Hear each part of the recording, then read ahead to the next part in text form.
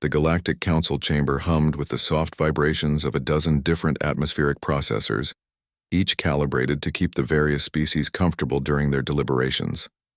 Ambassador Veltar of the Zephyrian Collective adjusted his breathing apparatus and studied the newest applicant species with barely concealed amusement. Humans. Such small, soft creatures. No natural armor, no poison sacs, no electromagnetic discharge capabilities. They didn't even have proper claws or fangs. How they had managed to achieve faster-than-light travel was a mystery that had puzzled xenobiologists for months since first contact. The species designation human seeks admission to the Galactic Defense Coalition, Veltar announced, his translator rendering his clicks and whistles into standard galactic.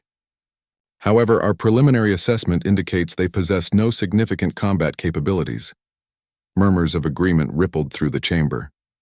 The Krathan delegate, a massive insectoid with razor-sharp mandibles, chittered dismissively. They have no natural weapons. Their bone density is laughably low. Their reaction time is adequate at best. Human Ambassador Sarah Chen sat quietly at the petitioner's podium, her face carefully neutral. Beside her, Marine Sergeant Marcus Rodriguez shifted slightly in his dress blues, the movement barely perceptible but somehow radiating controlled tension. Furthermore, continued Veltar, their military doctrine appears to be based on something they call rules of engagement and war crimes. They actually limit their own combat effectiveness through self-imposed restrictions. What warrior species handicaps itself in battle? The chamber filled with what passed for laughter among the various species, a cacophony of hisses, clicks, and harmonic resonances that would have been terrifying to most humans. But Rodriguez didn't flinch. Ambassador Chen leaned toward her microphone. If I may address the Council's concerns about our military capabilities, I'd like to invite Sergeant Rodriguez to provide some clarification about human warfare doctrine. Veltar's eye stalk swiveled in what might have been a shrug. Very well, though I fail to see how a single specimen of your species could illuminate anything of significance. Rodriguez stood slowly, his movements economical and precise. He was not a large man by human standards, but something in his posture caused several of the alien delegates to unconsciously lean back in their seats. Thank you, Ambassador, Rodriguez said, his voice carrying clearly through the chamber's acoustics. Council members, you mentioned war crimes. I think there's been a fundamental misunderstanding about what that term means. The Krathan delegates' mandibles clicked impatiently. Elaborate human. Rodriguez clasped his hands behind his back, parade rest position ingrained through years of training. You see, war crimes aren't restrictions we place on ourselves to fight less effectively. They're restrictions we place on ourselves to fight less completely. A puzzled silence fell over the chamber.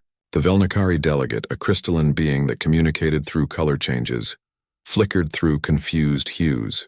I don't follow, Veltar admitted.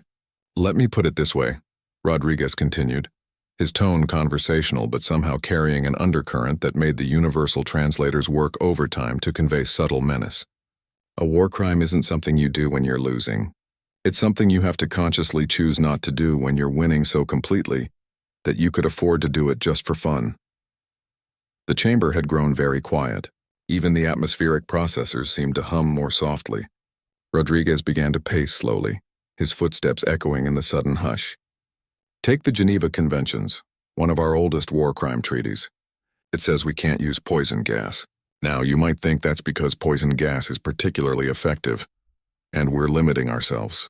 But that's not it at all. He paused, letting his gaze sweep across the assembled aliens. We banned poison gas because it's too easy. It kills indiscriminately. It doesn't require skill or courage. It was making warfare less sporting. The Krathan delegates' carapace rattled, their species equivalent of nervous laughter. Sporting? Oh yes, Rodriguez smiled, and several delegates found themselves focusing on his surprisingly sharp teeth. Humans love a fair fight. It's more fun that way. Where's the challenge in just gassing your enemies? Where's the artistry in biological warfare? Any species can engineer a plague.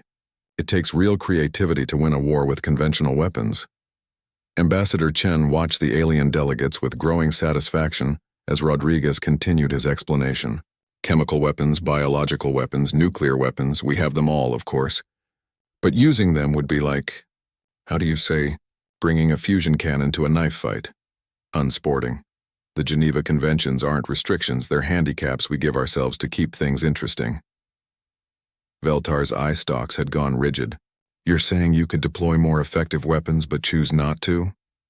Effective? Rodriguez laughed, a sound that somehow conveyed both humor and barely contained violence. Counselor, we once dropped a weapon that could level a city. Then we felt bad about it and spent the next 80 years making sure we'd never have to do it again. Not because we couldn't, because we didn't want it to be that easy. The Marine turned to face the Krathan delegate directly. You mentioned our lack of natural weapons. That's true, so we made our own. And then we made rules about when we could use them. And then we made rules about what kinds we were allowed to make. Because the alternative was making warfare too efficient, too final. Rodriguez's voice dropped to almost a whisper, but somehow every being in the chamber heard him clearly. War crimes aren't about what we can't do, counselors. They're about what we absolutely can do but have collectively agreed we shouldn't, because it would end the fight too quickly. They're a promise we make to our enemies. We could delete you from existence, but instead we're going to give you a sporting chance.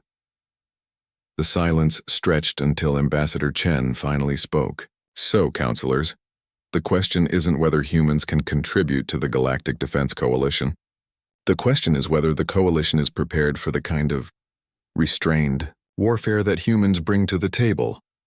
Veltar's breathing apparatus whistled as he processed this information. Around the chamber, delegates shifted uneasily as they reconsidered their assessment of this seemingly harmless species. Rodriguez straightened his uniform jacket and returned to his seat, once again the picture of professional military bearing. But every alien in the chamber now understood that beneath that disciplined exterior was something far more dangerous than claws or poison or natural armor, something that had learned to hold itself back. The vote for human admission to the coalition was unanimous.